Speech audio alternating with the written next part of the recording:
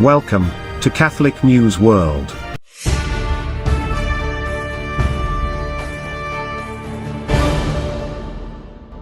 Welcome to Catholic News World. Please subscribe to our channel. My name is Steph. Here are this week's breaking news headlines. A retired Catholic priest and his sister were killed after a shooting in Florida, USA. On Sunday, January 28, 2024, a shooting left 3 people dead and a fourth, the gunman, was killed by police. Among the victims was a beloved retired Catholic priest who served in Palm Bay and his sister. The deceased suspect's grandfather was also fatally wounded and 2 officers sustained minor injuries from gunfire, Palm Bay Police and the Orlando Diocese confirmed. The 24-year-old suspected gunman, named Brandon Kappas, was killed by police. He shot his grandfather, William Kappas, to death following a disturbance at their home just after 2 p.m. on Sunday. Officers later found the bodies of retired St. Joseph Catholic Community's Father Robert or Bob Hofner and his sister. Sally Hofner is also believed to have been shot by Kappas. The deaths of the priest and his sister found at their home were devastating for the Catholic community. Bishop John Noonan oversees the Orlando Diocese and its 400,000 Catholics, along with the congregation where Father Hofner worked, released a statement of condolence. Please pray for all those involved. May they rest in peace.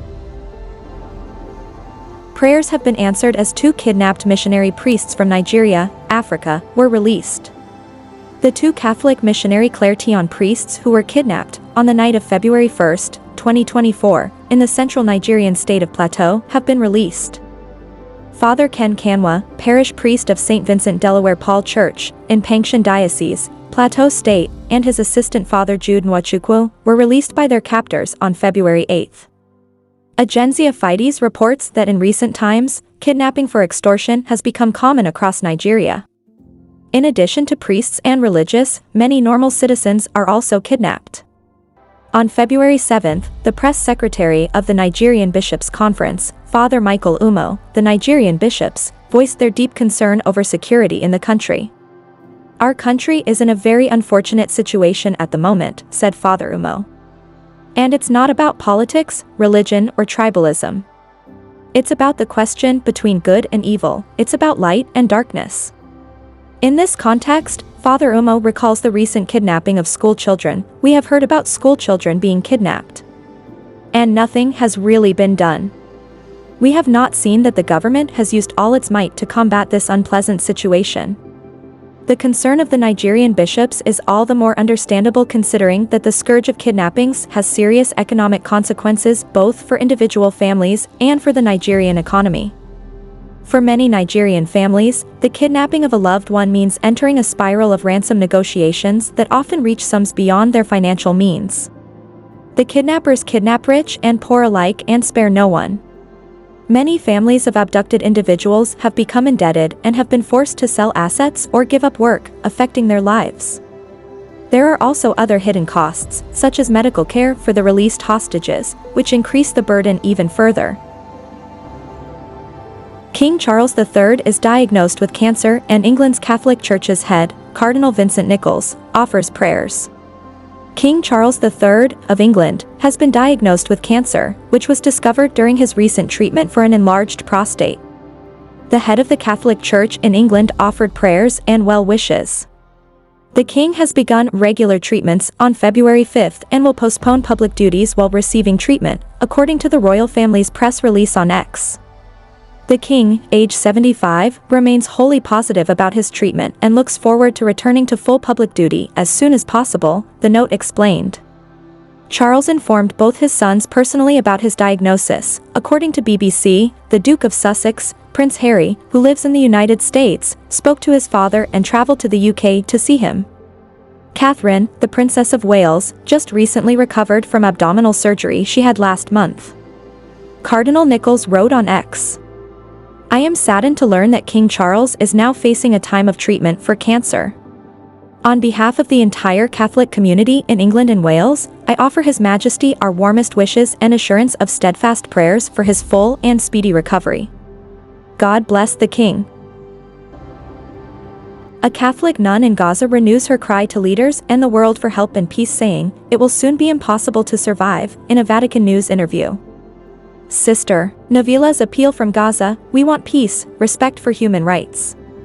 According to the UN, since the October 7th, about 100,000 people in Gaza have been killed, injured, or are missing. At least 27,019 people have been killed, including over 11,000 children, and 66,139 wounded in Israeli attacks on Gaza. Hundreds of Christians are sheltering in the Holy Family Parish in Gaza and hundreds more at the Orthodox Church compound. Sister Nabila Salah renewed her appeal for world leaders to listen to the cries of civilians suffering in the Palestinian territory. It is extremely difficult, nearly impossible, to connect with people in Gaza. Telephone lines are weak and the internet works intermittently, and the lights are on for just a few hours each day. Sister Nabila Salah sent her appeal to Vatican News, which she addressed to the whole world. "I ask the world for peace, for respect for human rights. I ask everyone to help Gaza because the population is suffering," said the religious sister. She explains that there is no more time to waste, relating that houses no longer exist, food is almost finished, and what little is found costs 5 times more than normal. Sister Nabila says it will soon be impossible to survive if something does not change. The sister, who belongs to the Congregation of the Rosary of Jerusalem, has been sheltering in the Latin Rite Catholic parish of the Holy Family since October 7th. She related that among them 7 people are wounded from a shooting last December that killed an elderly Catholic mother and her daughter, who were also staying in the church compound. They are unable to transport the wounded to a hospital that could help them. "We have only been able to give them primary care," says Sister Nabila. 2 of them would need to be operated on urgently, while the others still have many shrapnel pieces in their bodies. They do not have enough medicines in the Catholic parish, as in most of Gaza. However, notes the sister, the King of Jordan has had food and medicine dropped by planes for us. Twice. After 3 or 4 days of calm, says Sister Nabila, the war has returned as violent as before. Tanks are in the neighborhood, they are also close to our school. We hear shooting, but thank God nothing has happened in our parish. After 3 or 4 days of calm, says Sister Nabila, the war has returned as violent as before. Tanks are in the neighborhood, they are also close to our school. We hear shooting, but thank God nothing has happened in our parish. Nevertheless, Sister Nabila says that people in the parish have not given up hope. "We hope in the Lord," she says. "If we did not have faith here, we would all be dead already." Watch our programme every Friday at 7:30 p.m. Thanks for watching. Please subscribe to Catholic News World channel. God bless.